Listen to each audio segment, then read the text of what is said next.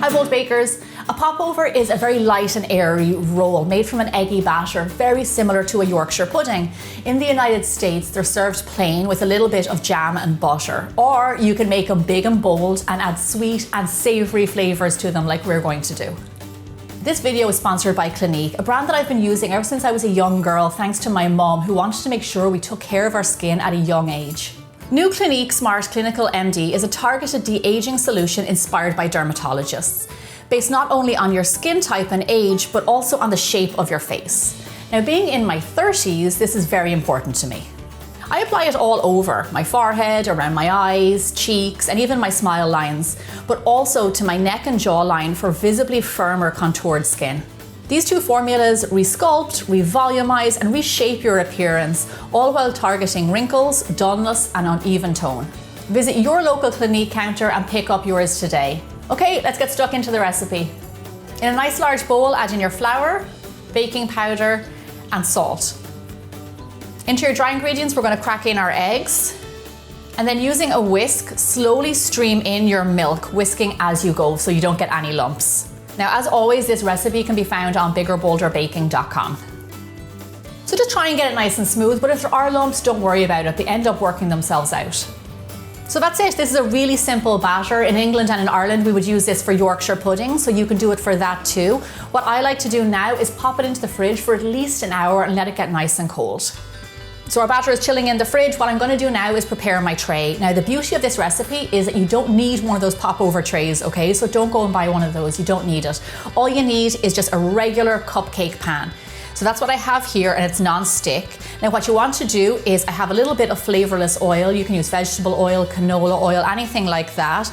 You want to generously grease each well, and I'll tell you why. The little popovers can stick if you don't have enough oil in there, so do be generous. Don't worry, it's not going to make it super oily or anything like that. It just makes sure that they pop out once they come out of the oven. So there you go, there's our pan ready. Now, here is one of the top secrets when it comes to popovers. This is what we're going to do. We're going to preheat our oven to 450 degrees Fahrenheit, which is 225 degrees Celsius, and we're going to put our tray in there and let it get nice and hot. Because what we have to do is pour our batter into the hot tray so you get that lovely big pop in the oven. Okay, so here's my chilled batter. My oven is preheating, our tray is getting nice and hot. So here's the deal. You can use this batter as is and it'll be lovely. Or you can add a little bit of flavor into your popovers. For instance, some popovers I like to add a little bit of grated chocolate. Now here I have bittersweet chocolate and it just has a really rich flavor. Just add a little bit of chocolate in there. For another sweet option, I like to add some dehydrated raspberries and a little bit of lemon zest. So you'll notice I'm only adding in a little bit of the ingredients, and I'll tell you why. If you add anything in that's too heavy and also is very moist, it will actually sink your popover and it will become really dense. So less is more with your fillings, just add a little touch to add that flavor.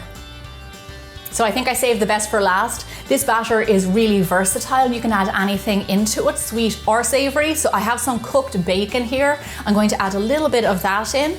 And then also some sharp cheddar cheese. These are two flavors that just are best friends and they're gonna taste delicious.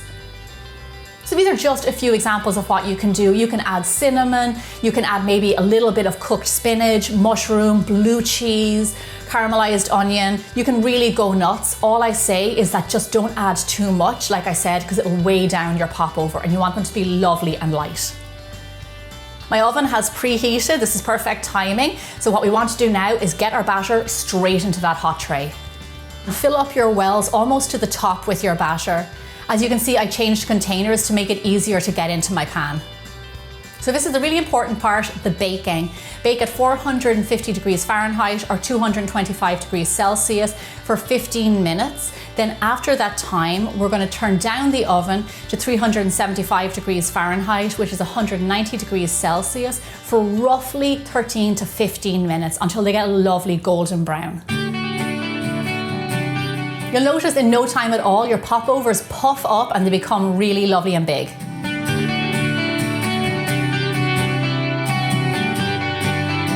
So these are best eaten while they're still warm, and I'll tell you why. They have a tendency to deflate. That's why you want to make sure you get them lovely and golden brown. Just look at that, I just pulled that open. It's lovely and airy, oh my gosh. bacon and cheese. This smells divine. It's really soft, it has all those lovely bubbles in it. That's what happens when you get that oven nice and hot and you don't open the door. I mean, what's not to love? This is absolutely divine. And because I didn't add in loads of mix-ins, they still stayed really light and airy. Oh my gosh. Sweet, savory, whatever you like, these guys are gonna be a hit for sure. A big thank you to Clinique for sponsoring this video, and head to your local Clinique counter for more information. I'll see you back here really soon for more bigger, bolder baking.